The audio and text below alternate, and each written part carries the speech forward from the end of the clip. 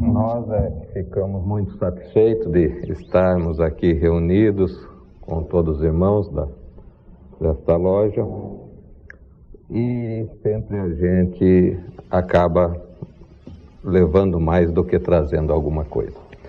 Nós vamos falar sobre a iniciação antiga e moderna.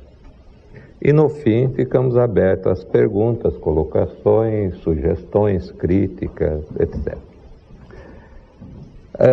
Na antiguidade, e eu digo antiguidade, isso daí se reporta até a milhares de anos antes de Cristo, do cristianismo, o que havia de mais racional na ciência, de mais profundo na filosofia, de mais belo nas artes e de mais científico na ciência, era ensinado em escolas chamadas de mistérios. O ensinamento não era público, aberto, assim, apenas a alguns. Por quê? Porque há muitos anos atrás, dessa época, havia o continente de Atlântida, onde hoje é o Oceano Atlântico, e não havia o continente americano, europeu, como nós conhecemos hoje. E nesta época, começaram a usar a magia, os ensinamentos espirituais, mais com finalidades egoístas do que altruístas. E nesta época remota, o espírito não estava ainda bem agregado ao corpo físico, então tinha percepção do mundos astrais, mentais, e não tinha ainda dominado totalmente o mundo físico em que nós nos encontramos. Então era mais fácil a pessoa se desprender do seu corpo, ir em nível astral, pegar alguns conhecimentos e trabalhar com eles aqui. Acontece que começaram a usar isso daí egoisticamente. E tudo que nós fazemos, vamos ter o retorno. É a lei do karma, da ação e reação. E assim acabou submergindo o continente de Atlântida. Não foi de um momento para outro, através dos séculos, que havia uma grande nebulosidade, uma umidade muito grande no ar, e por um processo kármico coletivo, durante séculos e séculos e milhares de anos, aos poucos foi submergindo, até que ficou apenas uma ilha de Posidones, que Platão descreve como sendo submergida 9.564 anos antes de Cristo. Mas isso aí vem de 800 mil anos antes, 200 mil anos antes, teve várias catástrofes. E à medida que esse continente foi submergindo, foi aparecendo a América, aparecendo a Europa, a África, etc. E esses povos começaram a migrar para vários locais. E vieram também para a América, aqui, os incas no Peru, os astecas ou maias na América Central, os egípcios lá no Egito, e assim foi se dispersando. Mas eles perceberam que esses conhecimentos não poderiam ser públicos, abertos. Por quê?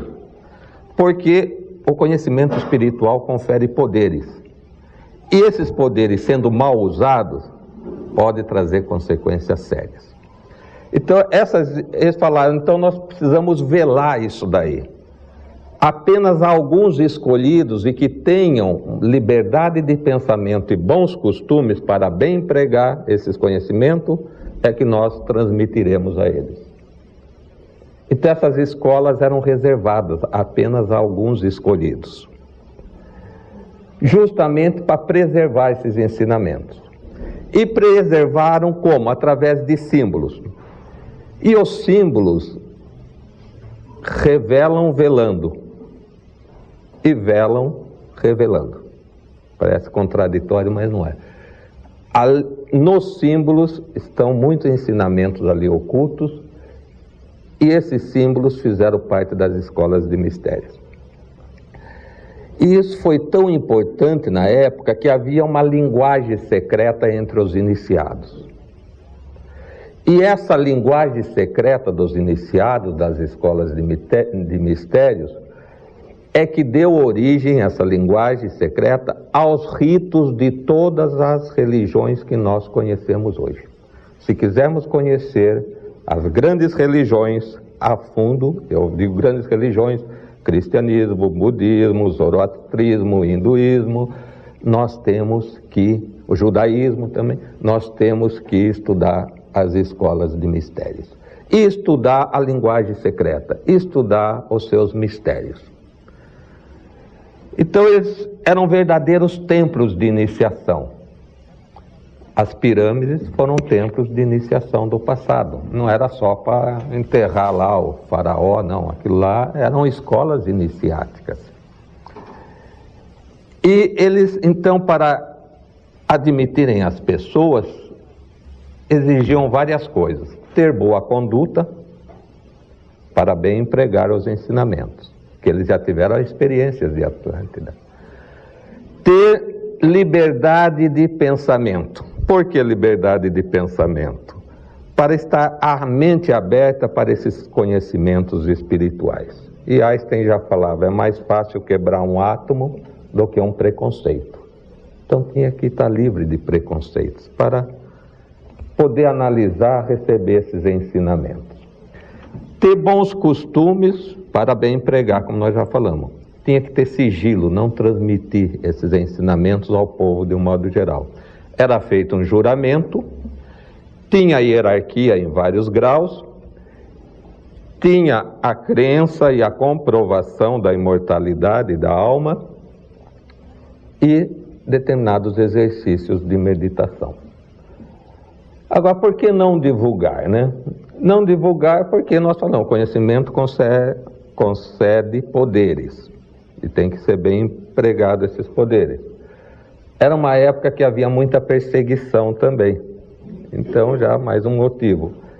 E depois, a verdadeira iniciação, ela não ocorre de fora para dentro, é de dentro para fora. E aquilo que a pessoa percebe em nível superior de consciência é inefável, então a inefabilidade. Então esse é o verdadeiro segredo, que às vezes a pessoa fala assim, mas escuta, por que não fala tal? Pode falar tudo que ocorre numa escola iniciática dessa daí, ou que ocorria, mas por mais que fale, não vai conseguir transmitir, porque é algo mais interno. Então essas escolas eram chamadas de escolas iniciáticas, escolas de iniciação. Essa palavra iniciação tem duas interpretações que vêm do latim. Uma delas, initia. Initia quer dizer iniciar. Iniciar algo novo. É uma alvorada espiritual. É uma ampliação da consciência. É começar um novo caminho, um novo modo de vida, é trilhar o caminho espiritual. Mas tem uma outra que eu prefiro, palavra, chama initium. In quer dizer dentro.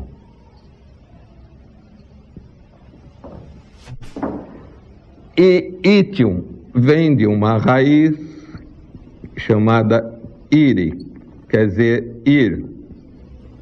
Então, ir para dentro, ir para o interior de si mesmo, é conhecer-se a si mesmo. É conhecer não de ouvir falar, de estudar, de ler, não, é conhecer por uma ampliação da consciência. Conhecer seu corpo físico, etérico, astral, mental, intuicional, espiritual. É conhecer no verdadeiro sentido da palavra. Então, isso dava o autoconhecimento.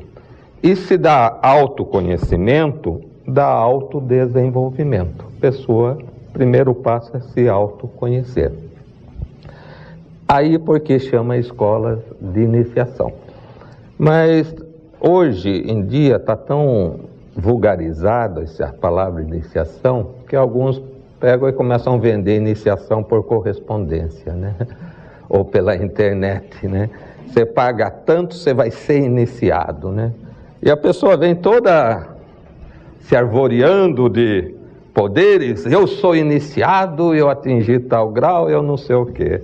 Eu costumo brincar, falar, eu não sei, eu não sou assim, eu talvez tenha sido iniciado, mas não fui acabado, né? Você teria, iniciar é uma coisa muito mais profunda. Agora, no sentido que você está falando, talvez eu tenha sido iniciado e não tenha sido acabado. Então, aquele que realmente é iniciado, ele não diz que é. Quem diz não é. E quem é não diz. Então, essas escolas, elas ensinavam as coisas mais profundas sobre o próprio ser humano, sobre a Constituição, sobre os numerosos planetas habitados, sobre a vida em outras dimensões de consciência, enfim, sobre todo o universo e sobre a divindade que está em tudo e também está dentro de nós. Então não ficava só um Deus transcendente que está lá e nós aqui, todo o universo aqui, ele distanciado. Há esse Deus transcendente, mas há também um Deus imanente que está em tudo, que é inseparável de tudo. O reino de Deus está dentro de vós. E essas escolas de mistérios, elas foram perdendo as suas origens. Essas origens que a pessoa era levada a ampliar sua consciência e perceber por uma experiência própria essas realidades do mundo maior. Há dois tipos de iniciações. Uma é exotérica. Exo quer dizer fora. E outra, esotérica. Essa daqui é dentro, é interna, é no interior de cada um. Então, o que ficou hoje são verdadeiros psicodramas em que há determinados rituais e é transmitido alguns ensinamentos orais. São os meros simbolismos do que ocorre em nível espiritual. São importantes essas cerimônias, mas são coisas transmitidas verbalmente em que a pessoa passa por uma encenação. Mas a verdadeira iniciação, ela não é exotérica, ela é interna, é de dentro para fora.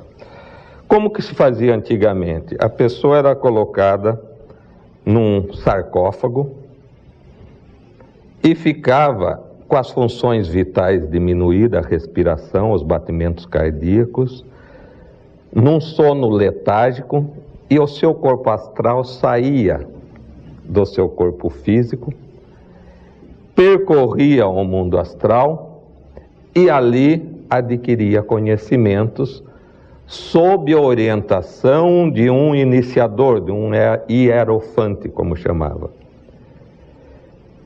Isso daí, depois de passar por muito treinamento para usar bem aquilo lá, uma purificação do corpo físico, do corpo emocional, do corpo mental, exercícios de meditação, eram verdadeiros mosteiros, vamos assim dizer, escolas de iniciação. Pitágoras ficou 22 anos nos santuários egípcios ali. E ali ele desenvolveu também seus poderes, depois teve com os caldeus, tudo. Então assim que era feito. E nessa cerimônia, em que o indivíduo recebia uma magnetização ao longo da coluna vertebral, na medula espinhal, ativando os chakras através de uma varinha magnetizada chamada terço, é o caduceu, e ali, por 3 canais, Ida, Pingala e Sushuma, estimulava a energia do fogo serpentino de Kundalini que ia do chakra básico até o coronário, no cérebro.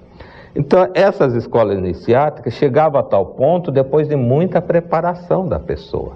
A coisa não era aleatoriamente. E isso daí não depende, como não dependia de uma coisa pessoal, um privilégio de um. A verdadeira iniciação depende do nível de desenvolvimento que a pessoa está e do seu karma do passado. Atingindo um nível de desenvolvimento e tendo queimado muitos karmas do passado, aí ele fica preparado para receber a iniciação. Mas essa época antiga já passou. Essas escolas de mistério, assim como faziam, começou a diminuir isso daí a partir de Platão. Ele percebeu que o espírito já estava mais agregado ao corpo e não saía facilmente. Já não podia, através desses mecanismos, desse sono letárgico, fazer isso daí facilmente. E acabou ficando uma coisa mais material, mais externa. E hoje a coisa está muito assim, materializada fisicamente e perdeu muito da sua origem espiritual. Contudo, tudo tem a sua razão de ser, tem seu devido tempo. A partir da sociedade teosófica, da criação da sociedade teosófica, esses ensinamentos começaram a ficar abertos ao público, porque já era tempo de transmitir, porque do outro modo estava difícil. E até o Sinete perguntou ao mestre se seria justo fazer isso, divulgar publicamente esses ensinamentos. E o mestre falou: não levar conhecimento espiritual ao povo é pecar contra a multidão. Não levar conhecimento espiritual ao povo é pecar contra essa multidão. E isso daí, a loja aqui faz muito e muito bem, quer dizer, pela internet, pela divulgação, pelo livro, folheto, tal, comunicações, tem uma capacidade muito grande e é um débito que a sociedade teosófica tem para com a humanidade. Porque os ensinamentos que são transmitidos e que nós recebemos através da literatura que tem teosófica, é um manancial que abre as portas para qualquer escola aí fora de pensamento. Qualquer filosofia, corrente de pensamento, religião espiritual, a pessoa vai entender muito melhor se aprofundando na teosofia. Mas são poucos os elementos, né, que fazem parte da sociedade teosófica. O pessoal não está tanto aí com esses assuntos hoje em dia. E espera um milagre de fora para dentro. Então fulano vai me salvar, tal santo vai me salvar, tal espírito vai resolver, tal iniciador vai fazer isso, tal elemento tem um poder de cura, e a pessoa procura sempre o modo mais fácil, mais simples. Mas a luta é de cada um. Cada um é o seu caminho, a sua verdade e a sua vida. Essa iniciação é de dentro para fora. E começa nas coisas mais simples. Purificação do corpo físico, das emoções e do pensamento. Até algumas recomendações citadas: altruísmo, coragem, honestidade, sinceridade, fidelidade, humildade. Eliminar remorso, que remorso muitas vezes é egoísmo, a gente quer um perdão para a gente mesmo, né? Eu fiz isso, tal. E também eliminar ansiedade, que é medo do desconhecido. E hoje em dia a pessoa gosta de negociar, né? Procurar o caminho mais fácil. Se eu ganhar na Mega Sena, 5 milhões está acumulado, eu vou dar 500 mil para tal entidade beneficente. Depois, vamos supor que a pessoa ganha, né? Sozinha. Pô, mas 500 mil é muito, né? Começa a baratear. 300, mas espera um pouco, 300 mil, eu acho que tá bom 200, acaba dando lá seus 100 mil e pronto, né? Quer dizer, então como se a divindade necessitasse de negócio, né? Quer dizer, não está pensando na entidade em si, ele está pensando em si mesmo, quer dizer, ele quer barganhar com a divindade, quer fazer negócio, né? E não é a coisa por aí. E espiritualidade, como disse Blavatsky, é o poder de perceber essências espirituais sem formas. É o poder de perceber essências espirituais sem forma. Não é uma coisa da personalidade, da nossa máscara, do nosso corpo físico, emocional, mental. É uma coisa da individualidade, do mental superior, do intuicional, do espiritual. O Annie Besant falando, espiritualidade é a habilidade de intuir a unidade de toda a vida. É a habilidade de intuir a unidade de toda a vida. Quer dizer, há uma vida una, há uma unidade atrás dessa diversidade. Há uma essência atrás dessa aparência.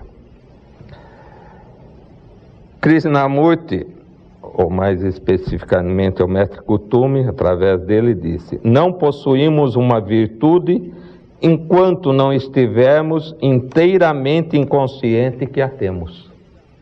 Vai falar, eu tenho tal virtude, já deixou de ser a virtude. Uma pessoa chegou para mim, para isso aqui precisa humildade, eu sou humilde. Quer dizer, já, ele se vangloriando que ele é humilde, quer dizer, já demonstrou que não é, né?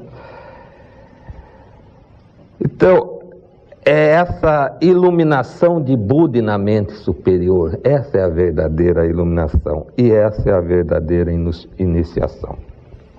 E o apóstolo Paulo, numa das epístolas aos Coríntios, falava disso, mais ou menos assim: todos veem o que sente, poucos percebem o que é. Todos veem o que sente, mas poucos percebem o que é. Quer dizer, a gente está muito pela aparência e não pela essência, né? Mas tem aquele livrinho Aos Pés do Mestre que fala como que a pessoa pode adquirir a iniciação. Então, como que é feito hoje? Hoje, a iniciação ocorre depois de um tempo de purificação dos corpos, e a primeira iniciação sempre é em nível astral, durante o sono. Porque já não tem a facilidade de fazer aquele sono letárgico, ficar depois de 2, 3 dias, se desprender do corpo e atingir essas outras dimensões de consciência.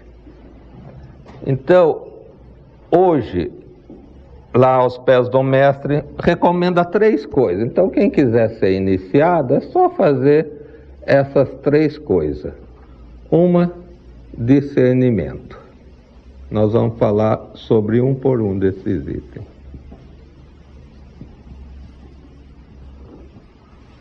Outro,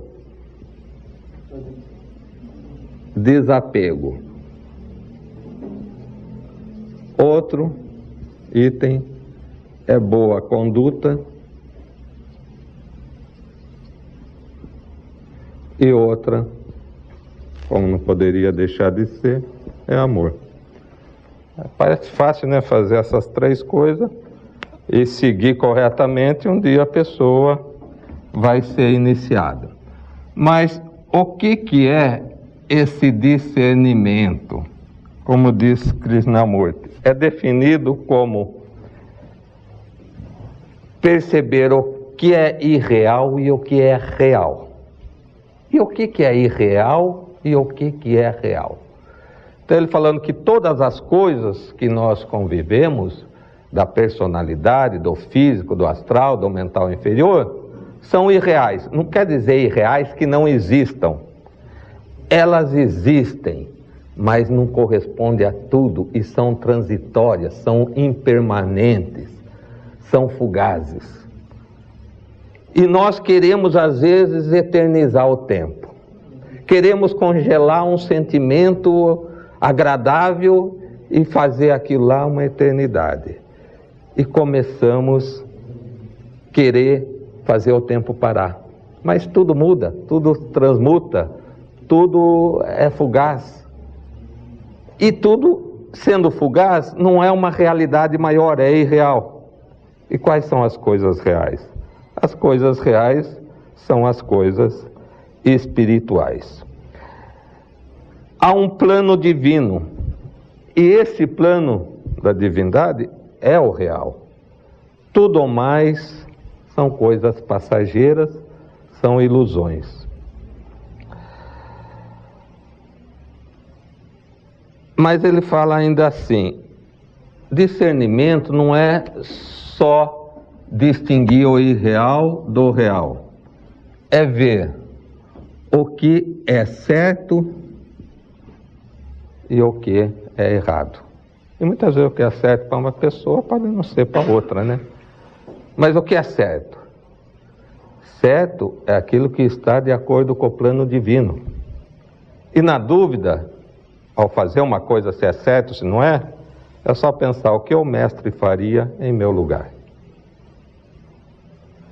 Outra coisa para discernir o que é importante e o que é sem importância. Agora, importante do ponto de vista espiritual, não do ponto de vista terreno. Às vezes a pessoa quer fazer um negócio, isso aí é importante para mim, mas se eu estou prejudicando o outro, quer dizer, o negócio é bom quando é bom para todos, né?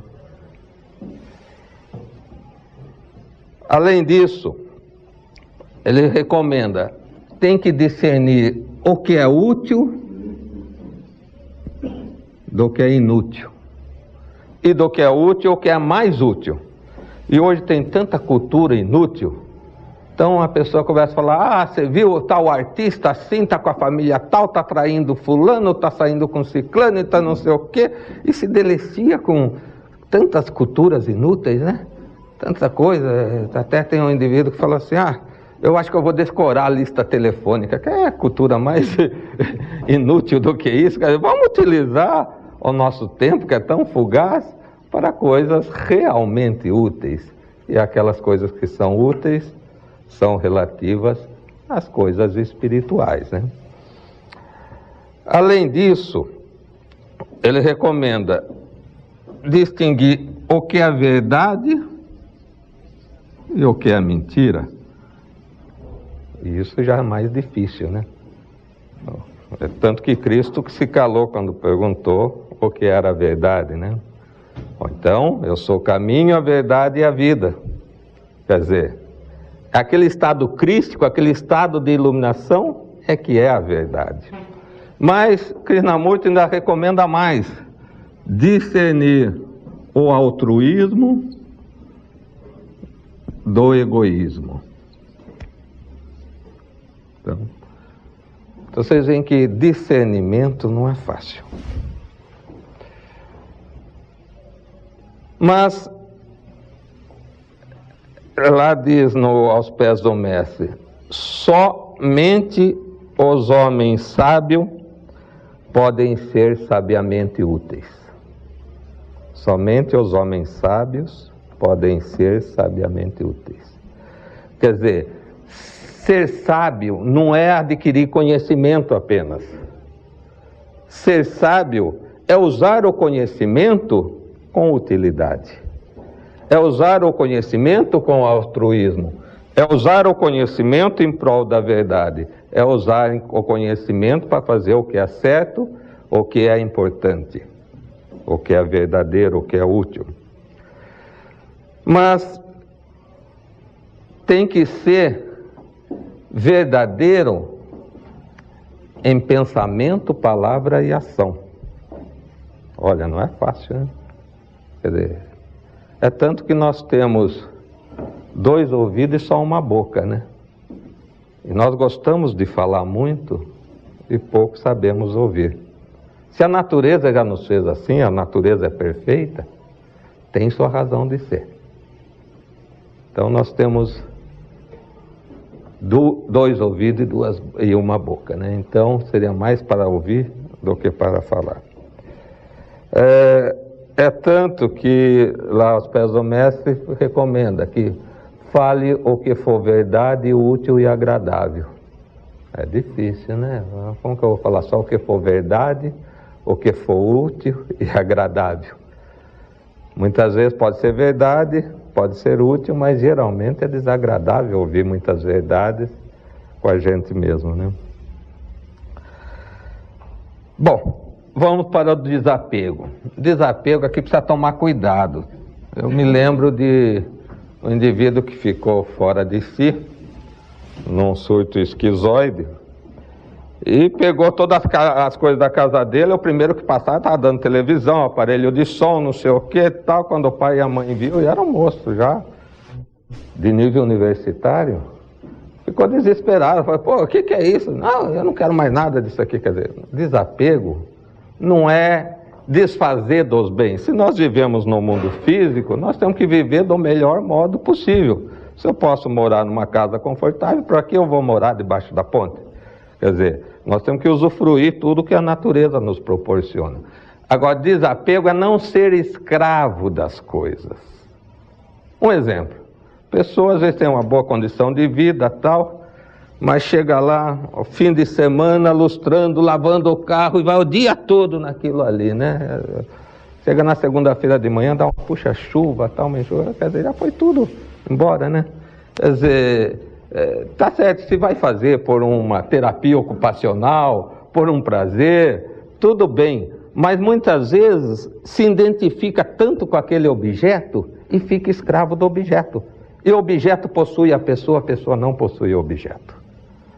E a gente sofre quando quer uma coisa e não tem. Quando tem, sofre mais com medo de perder. E quando perde, sofre mais ainda porque perdeu. Isso chama-se apego. E não é fácil a pessoa se desapegar, porque ela se identifica tanto com as coisas e também achando que ela é apenas esse corpo físico, emocional e mental. Às vezes há apego a uma emoção, às vezes há um apego a uma ideia, às vezes há um apego tanto ao corpo físico que vai correr às vezes risco de vida fazendo uma cirurgia que é antifuncional, mas que vai preencher a vaidade muitas vezes. Então precisa tomar cuidado, assim, no sentido do apego. A natureza é altamente econômica, é perfeita, é lenta e é evolutiva. É só a gente imitar a natureza, não quer dizer que a natureza não desperdiça nada, tudo tem sua razão de ser. E não quer dizer desapego que eu vou desperdiçar as coisas, tem que administrar muito bem, tem que ser administrado com parcimônia, mas não tornar-se escravo daquilo, não deixar a coisa nos possuir.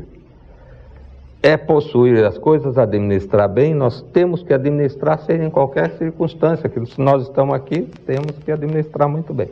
Então o desapego é no sentido de não se tornar escravo das coisas e sofrer quando perde aquelas coisas.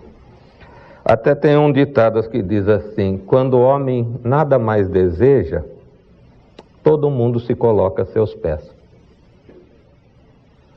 Então a pessoa fala, pô, então não vou desejar mais nada para ter tudo. Quer dizer, já é apego, né? É um apego sutil.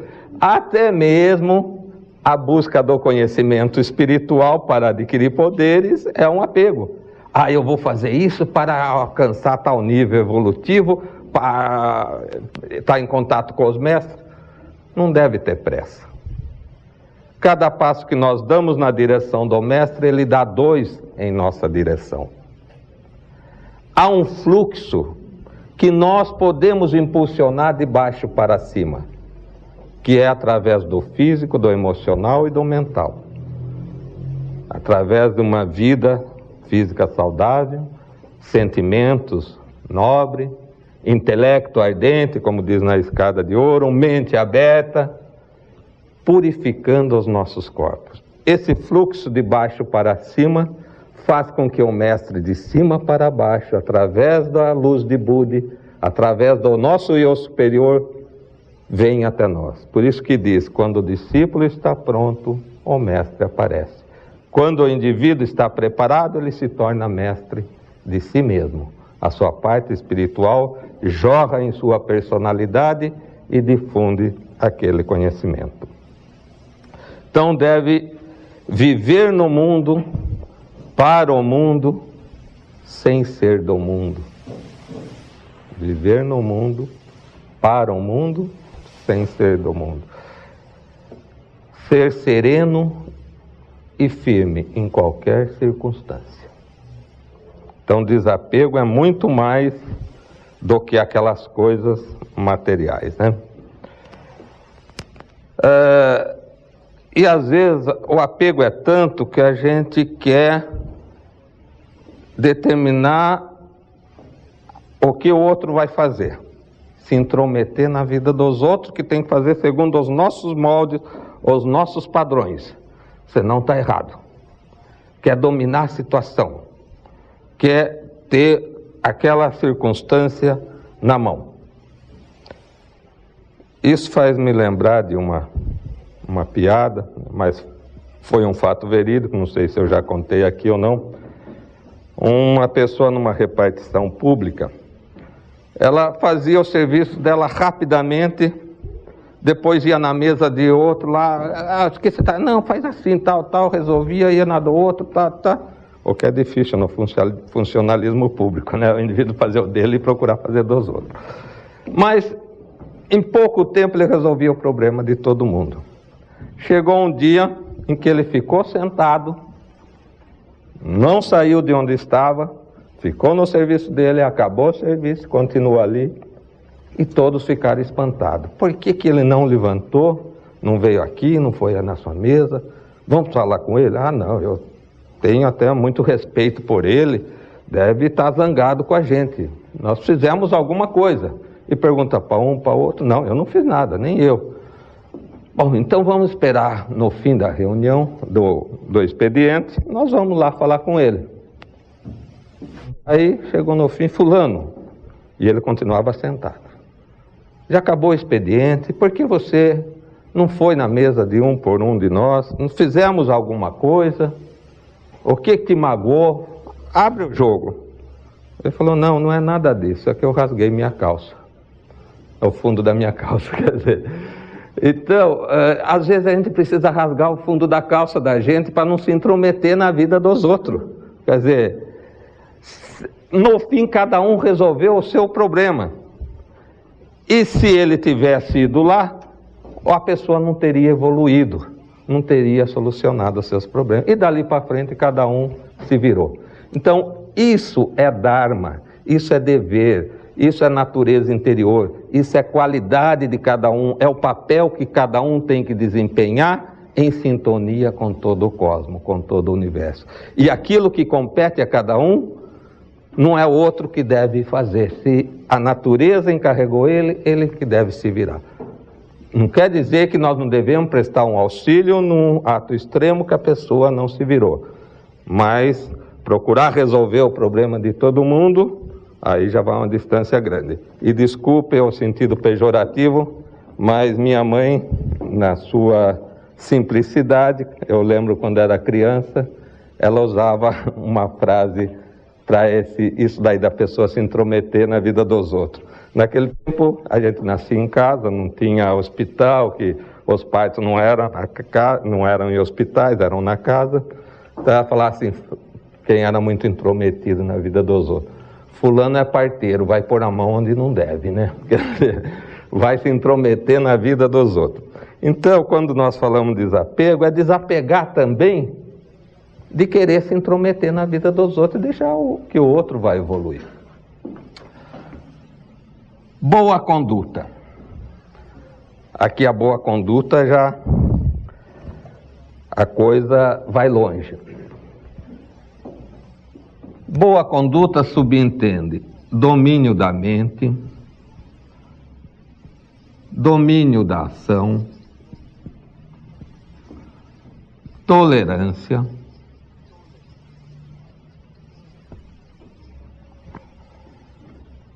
contentamento,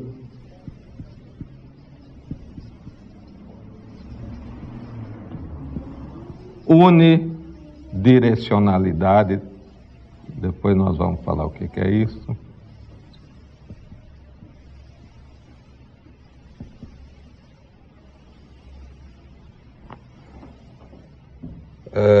Unidirecionalidade, persistência e confiança. Então vejam só quantas coisas precisa para aspirar, são condições preliminares para a iniciação, hein? Imagine para acabar então. Persistência e confiança. Então, o domínio da mente, a mente borboleteia muito, né? Quer dizer, fica voando aqui, lá, colar, adquirindo formas de pensamento, e pensamentos que não nos pertencem, né? E ficamos sendo levados principalmente pela mídia. A mídia joga um monte de lixo na TV, né? E começa a formar opiniões. E a pessoa fica com a mente poluída de uma coisa e consumista. E o ser humano passa a buscar necessidades desnecessárias, né? Consumir tanta coisa que não tinha nem necessidade.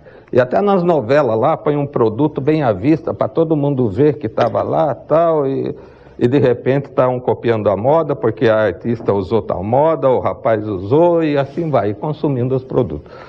Então, precisa tomar cuidado para ter pensamentos próprios e não se deixar levar por pensamentos alheios. E o domínio da mente é também observar nossos pensamentos, é selecioná-los, é procurar abrigar e fazer emanar apenas os pensamentos bons e não os pensamentos deletérios. Se pensarmos bem, nós geralmente vamos ter uma ação correta, uma conduta adequada fisicamente.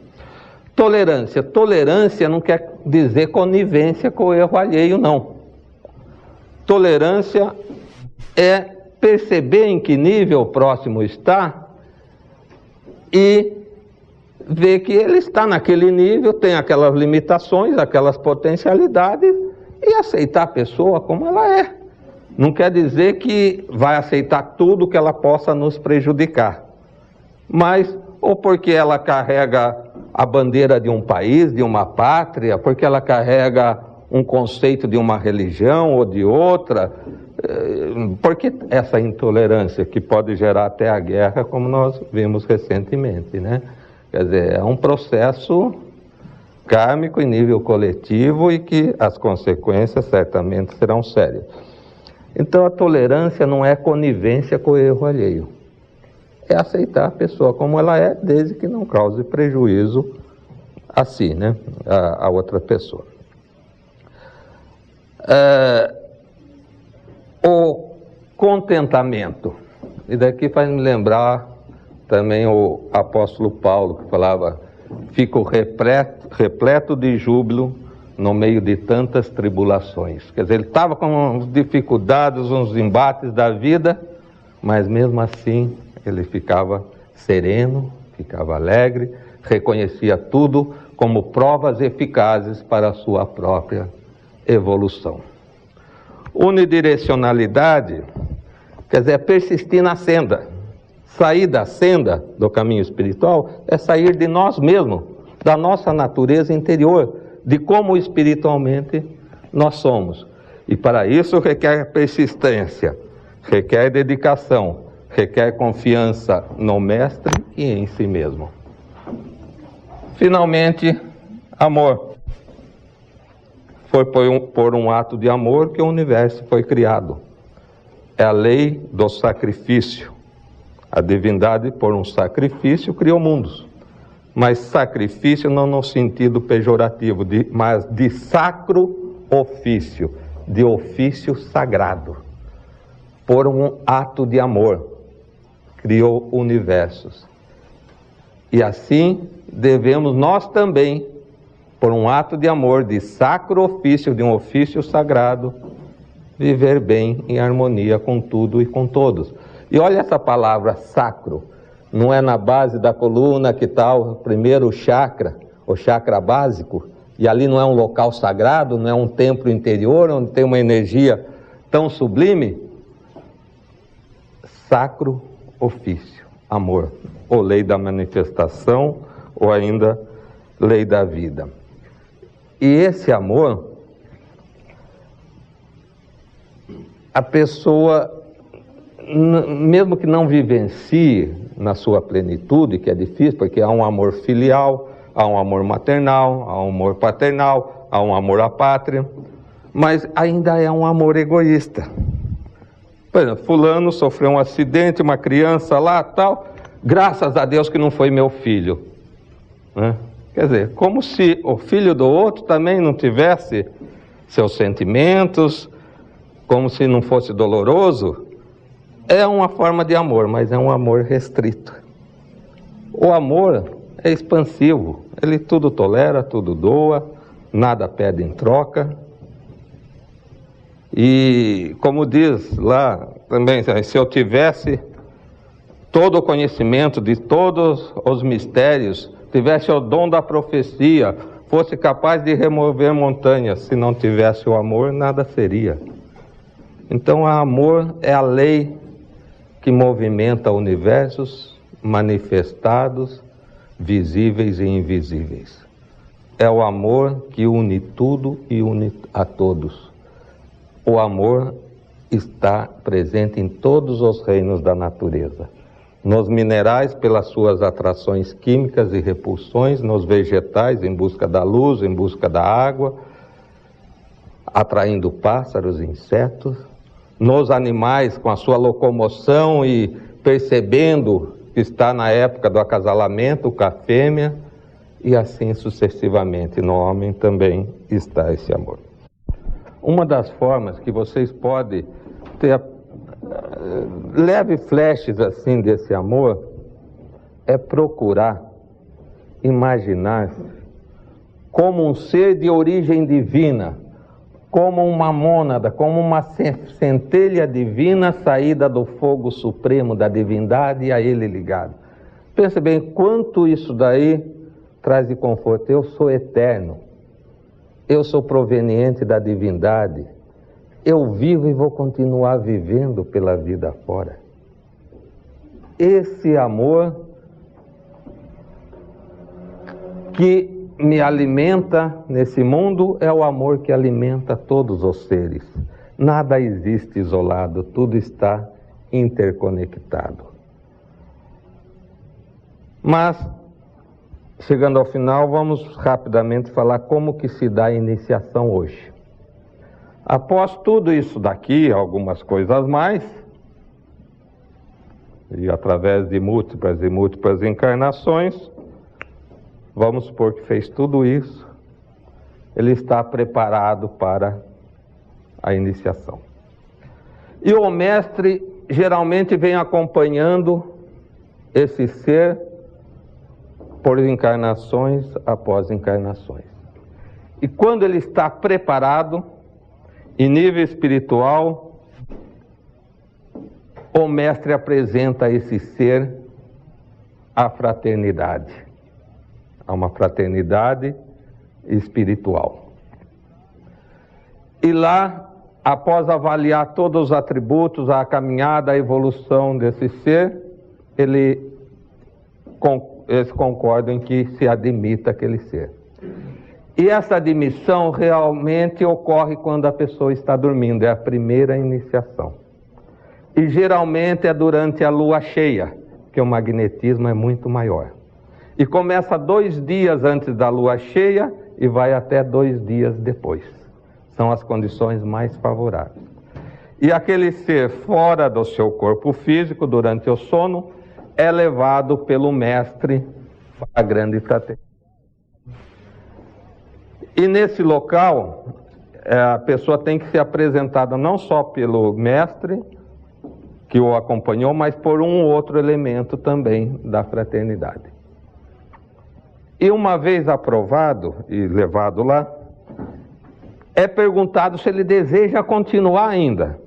Ele fala que geralmente que sim, que já chegou nesse nível, já estava preparado para aquilo. E o ser passa por algumas provas, que são chamadas de terra, da água, do ar e do fogo. Mas essas provas não são coisas materiais como nós conhecemos aqui, como algumas escolas fazem.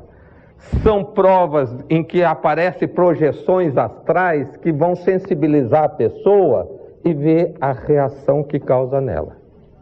Por exemplo, num dos casos, diz que apresentou uma criança chorando ali com imensas dores. Em outro caso, apresentou um inimigo mais mortal daquele que estava sendo iniciado, para ver qual a reação dele. Então, ele passando por essas provas, tendo superado todos esses obstáculos, Aí o iniciador, o hierofante, dirige-se o olhar para o leste, para o local do nascimento do sol, e pergunta para o grande mestre da luz. Ele fala mais ou menos assim: ó mestre da luz, da glória e da vida, o que vamos fazer é de vosso desejo, e se vós consentir em admitir esse candidato?